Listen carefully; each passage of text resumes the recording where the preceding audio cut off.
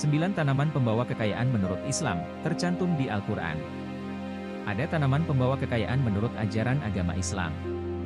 Sebenarnya Islam tidak mengenal hal-hal seperti itu, semuanya kembali berdasarkan usaha manusia itu sendiri dan ridha Allah. Tak ada yang diciptakan karena sia-sia, setiap yang tercipta memiliki arti hidup masing-masing. Al-Quran sebagai pedoman hidup Muslim, mencantumkan beberapa tanaman yang memiliki banyak manfaat bagi manusia. Ini dibenarkan oleh penelitian modern, bahwa tanaman-tanaman yang disebutkan dalam Al-Quran memang benar kaya akan manfaat. Maka tak jarang tanaman-tanaman tersebut dijadikan komoditas jual-beli untuk mendatangkan kekayaan. Mau tahu apa saja tanaman yang dapat membawa kekayaan berkat manfaatnya yang kaya? Simak daftar tanaman pembawa kekayaan menurut Islam berikut ini. 9 tanaman pembawa kekayaan menurut Islam. 1. Tanaman tin. Demi buah tin dan buah zaitun.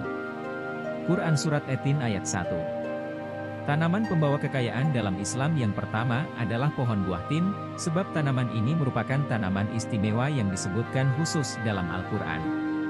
Tin, dalam bahasa Latin Ficus carica, merupakan tanaman yang populer di dunia Islam karena manfaatnya bagi kesehatan sangat banyak. Oleh sebab itu buah ini memiliki popularitas yang tinggi di masyarakat dan sudah banyak juga yang membudidayakan tanaman ini untuk dijual. Harga jualnya sendiri bukan main, termasuk memiliki nilai jual yang tinggi. 2. Tanaman zaitun. Selain tin, ada tanaman zaitun juga merupakan tanaman pembawa kekayaan yang juga disebutkan berulang kali dalam Al-Quran. Manfaat zaitun sudah tidak dapat diragukan lagi karena berabad-abad telah dikenal sebagai tanaman yang membawa banyak manfaat.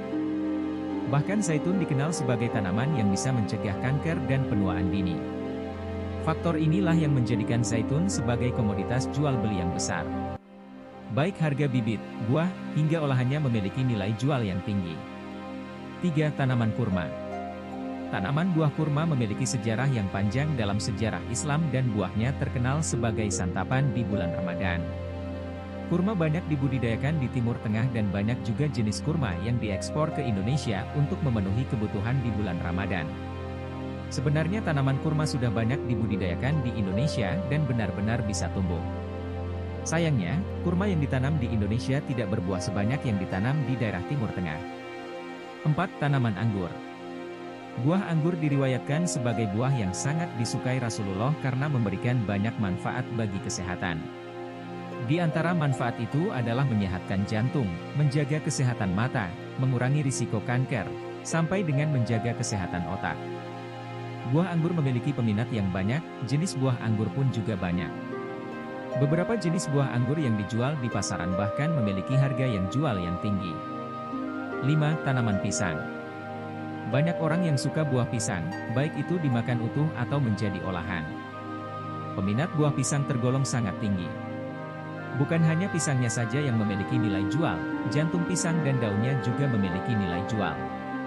Pisang, menurut penelitian, adalah sumber gizi yang hampir sempurna karena mengandung 6 nutrisi yaitu air, gula, vitamin, protein, lemak, dan mineral.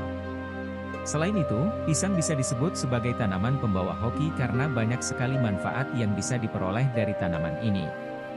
6. Tanaman delima. Buah delima juga menjadi satu tanaman pembawa berkah yang disebutkan dalam Al-Quran karena memiliki manfaat yang kaya. Manfaat buah delima sangat luas, baik itu untuk kesehatan maupun kecantikan tubuh. Di pasaran, buah dari tanaman delima memiliki peminat yang tinggi. Rentang harganya pun bervariasi, dari mulai puluhan ribu hingga ratusan ribu rupiah. 7. Bawang merah dan bawang putih. Kedua bumbu dapur ini harganya suka naik turun, sekalinya naik pasti tinggi. Manfaat dari kedua bumbu dapur ini sangat banyak dan menjadi bumbu wajib dalam masakan tertentu. Maka dari itu budidaya bawang tidak pernah ada matinya. Karena kebutuhan masyarakat akan bawang juga sangat tinggi. 8. Tanaman bidara. Pohon bidara merupakan salah satu tumbuhan yang juga disebutkan dalam Al-Quran, tepatnya dalam surat Al-Waqiah ayat 28.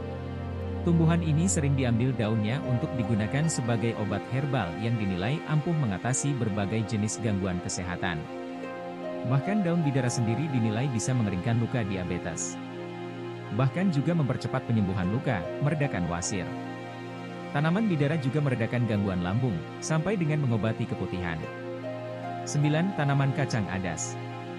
Selain dikenal sebagai oleh-oleh khas Tanah Suci, ternyata kacang adas juga disebutkan dalam surat Al-Baqarah ayat 61, sebagai tanaman pembawa keberuntungan.